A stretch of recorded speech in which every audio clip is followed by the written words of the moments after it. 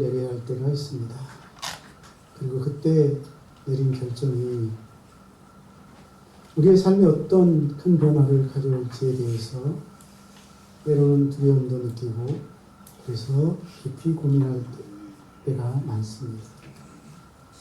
예를 들면 대학 진학을 놓고 선택을 고민할 때, 또 결혼할 배우자를 선택할 때가 그렇습니다. 특히 결혼을 앞두고 두 사람은 서로에 대한 신뢰와 사랑을 바탕으로 평생을 함께 하겠다고 다짐하며 언약을 맺습니다. 이 언약은 단순한 약속이 아니라 그들의 삶을 완전히 새롭게 만드는 중요한 다짐이지요. 여러분, 이스라엘 백성이 하나님과의 만남도 그와 같습니다. 그들이 하나님과 만난 이후 하나님의 백성이 되고 그리고 하나님의 백성으로 살아가는 삶이 바로 그들의 삶을 새롭게 만드는 그런 전환점이기 때문입니다. 출애굽기 19장 본문 5절로 6절은 하나님이 이스라엘에게 너희가 내 말을 잘 듣고 나의 언약을 지키면 너희는 모든 민족 중에서 나의 소유가 될 것이라고 말씀하시고 있습니다. 하나님이 이스라엘 백성들과 지금 언약을 맺은 것입니다. 이스라엘 백성은 애굽에서의 노예 생활에서 벗어나 하나님과 새로운 언약을 맺고 이제 그 과거의 삶에서 벗어나 새로운 삶을 살기 시작한 것입니다. 그리고 그들은 그 시내산에서 하나님과 언약을 맺은 이후 다시는 과거 애굽의 노예 생활로 되돌아가지 않습니다. 하나님과의 언약을 통해 하나님의 백성으로서의 새로운 삶을 살기 시작했기 때문입니다. 자, 하나님과의 만남 그리고 언약은 이스라엘 백성의 삶을 그래서 완전히 바꿔놓고 하나님과 함께 새로운 삶의 여정을 시작하게 한 그런 근원이 되었습니다. 결혼 서약이 두 사람을 새로운 삶으로 이끌듯 이스라엘의 하나님과의 만남과 언약 또한 하나님과 그들을 관계를 새롭게 설정하고 그들의 삶을 새롭게 한 줄로 믿습니다. 지난 주간 우리가 읽었던 출애굽기 24장부터 40장까지의 말씀이 바로 이스라엘 백성이 하나님과의 만남, 하나님과의 관계를 통해 그들이 어떻게 존귀한 하나님의 백성으로서 새로운 삶을 시작하게 되었는지를 잘 보여주고 있습니다. 그리고 그것은 오늘날 우리가 어떻게 하나님의 백성으로서 하나님과의 관계를 맺고 어떻게 살아가야 하는지를 잘 가르쳐주고 있습니다. 그래서 오늘은 하나님이 이스라엘과의 언약을 통해서 이스라엘 백성을 어떻게 변화시켰고 그들의 삶 속에서 하나님의 뜻이 어떻게 이루어져 가는지를 살펴보면서 교훈을 얻고자 합니다. 그리고 그 은혜로운 교훈을 오늘 우리의 삶에도 적용하여 우리 모두가 하나님과 더 깊은 관계 속에서 참 하나님의 백성으로서 살아가기를 간절히 소망합니다. 무엇보다도 이스라엘 백성들은 하나님과의 만남을 통해서 하나님의 백성이 되는데 그들이 하나님의 백성이 되어서 된 것은 하나님과의 언약을 통해서입니다. 따라합시다. 하나님과 언약을 맺다. 다시 한번 합시다. 하나님과 언약을 맺다. 출애굽기 24장 7절로 8절. 하나님은 이스라엘 백성과 언약을 맺습니다. 이스라엘 백성은 하나님과 언약한 백성이 된 것이죠. 이스라엘 백성은 하나님의 놀라운 기적과 같은 역사로 바로의 노예에서 해방되어 애굽을 탈출한 이후 시내산에서 하나님과 특별한 언약을 맺게 되죠. 그리고 그로 인해 하나님의 백성이 됩니다. 새로운 존재가 되었다는 뜻입니다. 그러므로 출애굽기 24장에 나오는 언약은 단순한 계약을 넘어서서 노예에 불과했던 한 민족이 창조주 하나님과 새로운 관계를 설정하고 하나님의 백성이 되었다는 것을 보여주고 있습니다. 출애굽기 24장 7절로 8절에서 이스라엘 백성은 하나님께서 주신 율법을 받고 뭐라고 말합니까? 우리는 여호와의 모든 말씀을 준행하겠다고 다짐합니다. 앞으로 우리는 하나님이 주신 이 모든 법도와 계명을 지키고 그대로 살겠다고 다짐하지. 이 말은 그들의 결단이었습니다.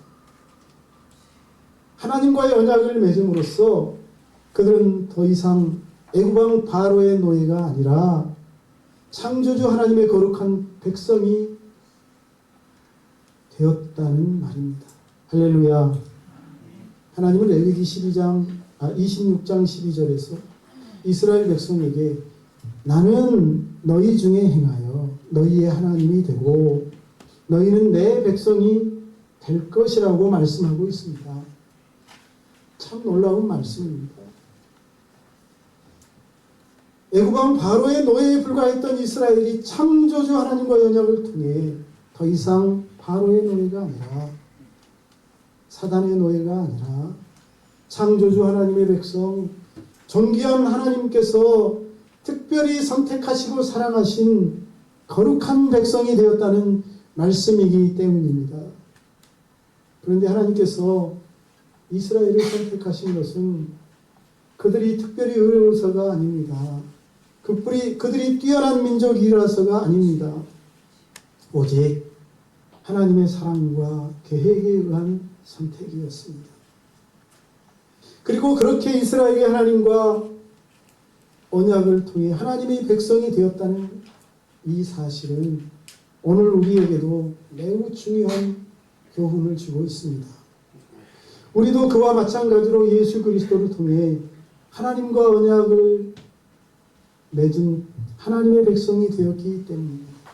따라합시다. 나는 하나님과 언약을 맺은 하나님의 백성이다. 믿습니까? 저와 여러분은 하나님과 언약을 맺은 하나님의 백성입니다. 하나님은 약속을 지키시는 분입니까? 지키지 않는 분입니까? 지키시는 분입니다. 하나님은 약속했다가 그 약속을 파기하시는 분입니까? 그렇지 않습니다. 하나님은 한 번 맺은 약속을 영원토록 유지하시는 분이신 줄로 믿습니다. 믿습니다. 그리스도를 믿고 따르는 우리가 바로 과거 이스라엘 백성들처럼 하나님과 언약을 맺은 백성이 되었습니다. 우리가 예수님을 구주와 주님으로 영접함으로 우리는 하나님의 자녀가 되었고 이스라엘 백성들처럼 우리는 하나님과 특별한 관계를 맺은 거룩한 백성이 된 줄로 믿습니다. 우리 교회 성도님들이 나 자신이 예수 그리스도의 십자가를 통해 하나님과 언약한 백성이 되었다는 사실을 깨닫고 하나님의 백성으로서 살아갈 수 있기를 주의 이름으로 축복합니다. 하나님의 백성답게 살아갈 수 있기를 주님의 이름으로 권면합니다.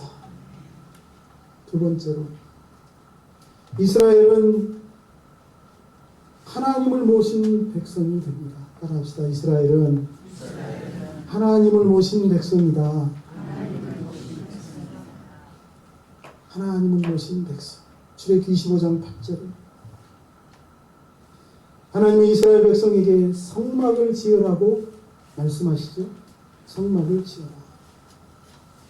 25장부터 30장까지의 내용은 성막을 어떻게 지을지, 그 설계도와 성막에 필요한 모든 기구들과 또 성막을 짓고 성막에서 사용할 때 필요한 모든 그런 기물들에 대해서 구체적으로 알려주고 있습니다. 왜 이렇게 성막을 지으라고 말씀하십니까? 이스라엘 자손들로 하여금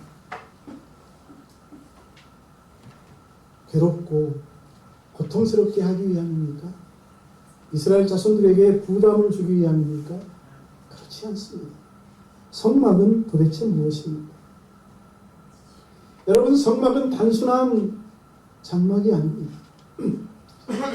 성전은 단순한 건축물이 아닙니다. 그것은 하나님이 이스라엘과 함께 거하시는 장소이자 하나님이 그들 가운데 임재해 계신다는 것을 보여주는 증거인 줄로 믿습니다. 하나님은 그들에게 성막을 그들 한가운데 모시게 하고 성막을 중심으로 생활하게 함으로써 바로 하나님이 그들의 삶의 중심이시고 그들 한가운데 함께 하셔서 그들을 다스리신다는 사실을 가르치고 있는 것입니다. 이스라엘 백성은 이제 더 이상 애굽왕 바로를 모시고 바로가 시키는 대로 사는 백성이 아니라 하나님을 그들의 삶의 중심에 모시고 사는 하나님의 백성이 된 줄로 믿습니다. 성막은 바로 그것을 가르치기 위함이죠. 그들은 성막을 통해 하나님을 모시는 백성이 되었고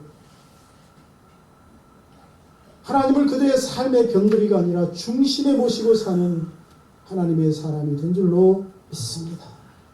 오늘날 우리도 이스라엘 백성들처럼 하나님을 모신 사람인 줄로 믿습니다. 우리 역시 이스라엘 백성처럼 하나님을 삶의 중심에 모시고 살아가야 할 사람이라는 사실입니다. 저 오순절날 성령 강림 사건을 통해 하나님은 이제 성막이 아니라 성령님으로 우리 가운데 임하셨습니다. 성령님께서는 우리의 마음 속에 거하시며 우리의 삶과 속에 살아계십니다. 우리와 늘 동행하십니다. 할렐루야. 이처럼 우리는 성령님을 마음에 모셨기에 삶에 모셨기에 우리는 하나님을 모시고 사는 사람이 된 줄로 믿습니다. 이제 우리는 우리의 마음에 임재해 계시는 성령 하나님을 삶의 중심에 모시도록 해야 할 줄로 믿습니다. 내가 내 삶의 주인이 되어서는 안 됩니다. 성령 하나님이 내 삶의 주인이 되시도록 하나님의 말씀과 하나님의 법도와 하나님의 뜻을 따라 살아가야 하겠습니다. 우리가 하나님을 중심에 모시고 살아가는 삶은 단순한 종교인의 의무가 아니라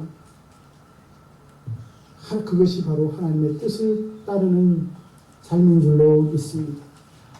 하나님을 모시는 삶은 우리의 모든 삶에서 일어나는 결정과 행동에 하나님의 뜻을 구하고 그 모든 것들이 하나님의 뜻에 순종하도록 해야 한다는 의미입니다. 오늘 우리 교회 성도님들이 자신이 성령 하나님을 중심에 모시고 살아가는 거룩한 하나님의 백성이라는 사실을 알고 늘 내 생각이 아니라 내 욕심이 아니라 내 안에 계신 성령님이 무엇을 원하시는지 내 안에 계시는 성령님이 뜻하시는 바가 무엇인지를 구하고 그 성령님의 음성에 순종하는 삶을 살아갈 수 있기를 주의 이름으로 축복합니다. 세 번째로 이스라엘 백성들은 이제 하나님께 율법을 받습니다. 하나님의 법을 받은 백성이 된 것입니다. 출애굽기 31장 18절입니다.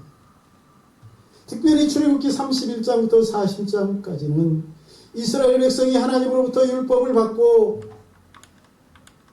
성막을 완성하는 과정을 다루고 있습니다. 하나님은 이제 이스라엘 백성들에게 거룩한 율법을 주셨습니다. 하나님이 왜 그들에게 율법을 주셨습니까? 그들로 하여금 편안하게 살지 못하고 다 코를 깨서 하나님 앞에 꼼짝 못하고 하나님의 노예가 되어 살아가도록 하기 위하여 율법을 주신 것입니까? 여러분, 그렇지 않습니다. 하나님이 이스라엘 백성들에게 율법을 주시고 이 땅에 살아가는 동안 지켜야 할 법도를 주신 것은 하나님의 백성으로서 하나님의 백성답게 살도록 하기 위함인 줄로 믿습니다. 하나님이 이스라엘 백성들에게 주신 율법은 단순한 법률이나 규정이 아닙니다. 그것은 하나님의 성품을 반영한 계명입니다. 하나님의 형상을 보여주는 법칙입니다. 하나님의 성품을 반영한 율법으로서 이스라엘 백성들이 바로 그 하나님의 성품, 하나님의 형상을 따라 살아가는 거룩한 하나님의 백성이 되라고 주신 법인 줄로 믿습니다. 그리고 이처럼 이스라엘 백성들에게 율법을 주신 하나님은 이스라엘 백성들에게 하나님의 뜻을 따르며 거룩하게 살라고 또 직접 말씀하시기도 하셨습니다. 레위기 19장 2절입니다. 너는 이스라엘 자손의 온 회중에게 말하여 이르라. 너희는 거룩하라. 이는 나 여호와 하나님이 거룩함이니라. 하나님이 거룩하십니다. 하나님의 백성이 된 이스라엘 백성들로 하여금 거룩한 삶을 살도록 하기 위하여 율법을 주신 것이죠. 이제 이스라엘 백성은 애굽에서 살아가던 애굽의 법과 바로가 정한 바로의 규칙에서 벗어나서 하나님께서 주신 하나님의 율법을 따라 살아가야 할 하나님의 백성이 된 줄로 믿습니다. 그 율법은 저와 여러분으로 하여금 하나님의 형상을 담도록 인도할 것입니다. 그 법칙은 저와 여러분으로 하여금 하나님의 성품에 이르도록 인도할 줄로 믿습니다. 그러므로 하나님이 주신 율법은 단순한 삶의 규칙, 축복의 법칙을 넘어서서 하나님과의 관계를 더 깊게 만들고 우리로 하여금 하나님의 형상을 닮아가도록 하는 그런 법칙인 줄로 믿습니다. 거룩한 하나님의 백성이 된 우리 역시 하나님의 말씀인 성경을 통해서 이제 그 율법을 받은 줄로 믿습니다. 이제 우리가 그 하나님의 말씀을 따라 살아간다면 저와 여러분이 하나님의 형상을 담게 될 줄로 믿습니다. 거룩하신 하나님의 형상, 의로우신 하나님의 성품, 성결하신 신실하신 하나님의 모습을 닮아가는 사람으로 거듭나게 될 줄로 믿습니다.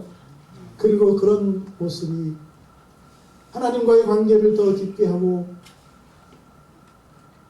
늘 하나님과 동행하는 사람으로 저와 여러분을 세워줄 줄로 믿습니다. 이제 우리가 그러므로 하나님이 주신 말씀, 하나님이 주신 법칙을 따라 살아가는 것은 마땅합니다. 하나님의 사랑이기 말이죠. 저와 여러분이 하나님이 주신 하나님의 말씀을 통해 하나님의 성품을 닮아가고 그분의 거룩한 형상을 닮아가는, 그래서 하나님을 기쁘게 하고 하나님의 뜻을 이루어가는 삶을 살아갈 수 있기를 주님의 이름으로 축원합니다. 하나님의 말씀을 삶의 기준으로 삼고 살아서 하나님의 마음에 합한 성도들이 다 되시기를 주의 이름으로 축복합니다. 하루는 어느 작은 마을에 한 농부가 기도하며 자신의 삶을 돌아봅니다. 그는 평생 농사를 지으며 많은 우여곡절을 겪었지만 그때마다 하나님이 자신의 삶을 이끌어 주셨고 자신이 농사를 지을 때마다 은혜를 베푸셔서 풍성케 하셨음을 깨닫고 하나님께 감사하는 마음을 가졌습니다. 그리고 마을 사람들에게 말합니다. 농사를 지을 때 중요한 것은 내가 무엇을 심느냐, 얼마나 많이 심느냐가 아니라 하나님을 내 중심에 두고 살아가는 것이다. 하나님께서 그렇게 살아가는 나의 농사에 복을 주시고 내가 그분의 뜻을 따를 때 내 모든 삶에 하나님이 복을 주신다고 말합니다. 그렇습니다. 농부의 말처럼 우리의 삶도 우리가 하나님을 중심에 두고 살아가는 것이 중요합니다. 우리는 하나님과 언약을 맺고 하나님을 우리의 삶의 중심에 모신 사람이며 하나님의 형상을 담도록 하나님으로부터 거룩한 율법을 받은 하나님의 백성인 줄로 믿습니다. 이스라엘 백성은 출애굽 이후 바로 시내산에서 하나님의 백성으로서 하나님과 언약식을 하고 하나님을 모시고 하나님의 율법을 따르는 백성으로 거듭납니다. 그들은 더 이상 애굽의 노예가 아니라 사탄 마귀의 종이 아니라 하나님과 특별한 관계 속에서 거룩한 삶을 살아가는 하나님의 백성이 된 것이지.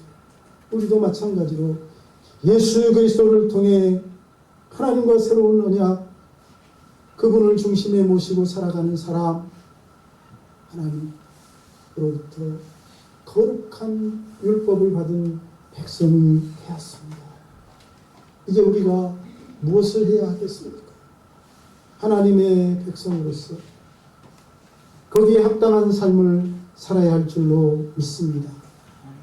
저와 여러분이 하나님의 백성 되었다는 사실을 다시 한번 인식하시고 하나님의 백성으로서 합당한 삶을 살기 위하여 최선을 다하는 한 주간이 될 수 있기를 주님의 이름으로 축복합니다. 기도하겠습니다. 좋으신 하나님,